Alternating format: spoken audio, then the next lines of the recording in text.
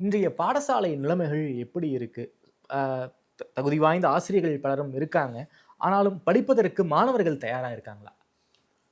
தற்காலத்திலே ஒரு சில தேவார பாடசாலைகள், உதாரணமாக தர்மயாதீன தேவார பாடசாலை, சிதம்பரத்திலே ஆலவாய் அண்ணல் தேவார பாடசாலை போன்ற பாடசாலைகள் 5 ஆண்டு பாடத்திட்டமாக இந்த திருமுறையை ம். பயிற்றுவித்து வருகின்றார்கள்.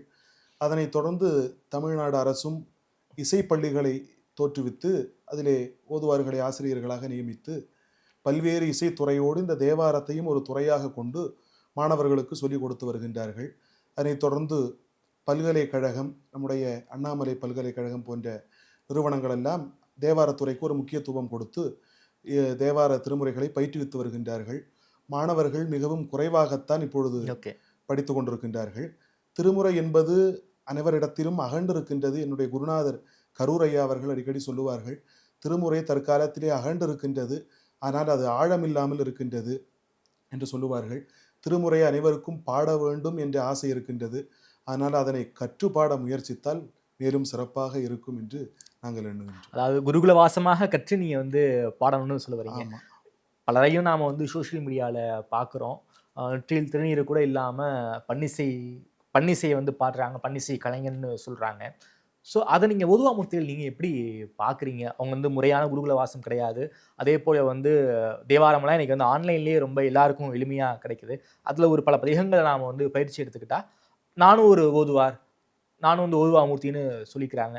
அப்படி அவங்கள கிளைம் பண்ணிக்கவே முடியாது. இன்னைக்கு அப்படி பல பேர் உருவாகி இருக்காங்க. அவர்களுக்கு பல வரவேற்பு இருக்கு. அவங்களுக்கு கச்சேரி பண்றாங்க. இத நீங்க ஓதுவார்கள் எப்படி பார்க்குறீங்க? உங்களுடைய வாய்ப்பு பறிபோகுதுன்னு நீங்க நினைக்கிறீங்களா? வாய்ப்பு பறிபோவது போல நாங்கள் எண்ணவில்லை. ஏன்னா, திருமுறைங்கிறது பொது சொத்து. அதில் அந்த பன்னிசைக்கு உண்டான மகத்துவம் பழங்காலத்திலிருந்து இன்னைக்கு வரைக்கும் தனித்துவமாகத்தான் ம். இருக்கின்றது. எந்த ஒரு சைவ நிகழ்வுகளாக இருந்தாலும் ஓதுவாமூர்த்தியை அழைத்து இறைவணக்கம் பாடச் சொல்லிய பிறகுதான் அந்த நிகழ்வினை ம். தொடங்குகின்றார்கள். அதாவது இதை எப்படி சொல்லணும்னா, பல்வேறு மக்கள் ஒரு இடத்துல குழுமி இருந்தாலும், அந்த மேடை மேல நின்னு பேசக்கூடிய வாய்ப்பு யாருக்கு கிடைக்கும்னா, கற்றறிந்த ஒரு இயற்புலவருக்கு ஆமா. கிடைக்கும். அவர் பேசும் பொழுது மற்றவர்கள் பேச அதை கேட்பார்கள், கீழே அமர்ந்து கொண்டு. அதுபோல எல்லாத்து கையிலயும் ஊசி குடுத்தோம்னா எல்லாரும் போடுவாங்க. ஆனா, அந்த எம்பிபிஎஸ் படிச்சவங்க தான் அதற்கு தகுதி வாய்ந்தவர்கள். எந்த நோய்க்கு எந்த விதமான அந்த ஊசியை கொடுத்தால் அந்த நோய் குணமாகும் என்று தெரிந்தவர்கள். அதுபோல தான் இந்த திருமுறையும். ஏன்னா, இது சாதாரண இயத்தமிழாக ஓகே. இருந்திருந்தால் அதை எப்படி வேண்டுமானாலும் பாடலாம்.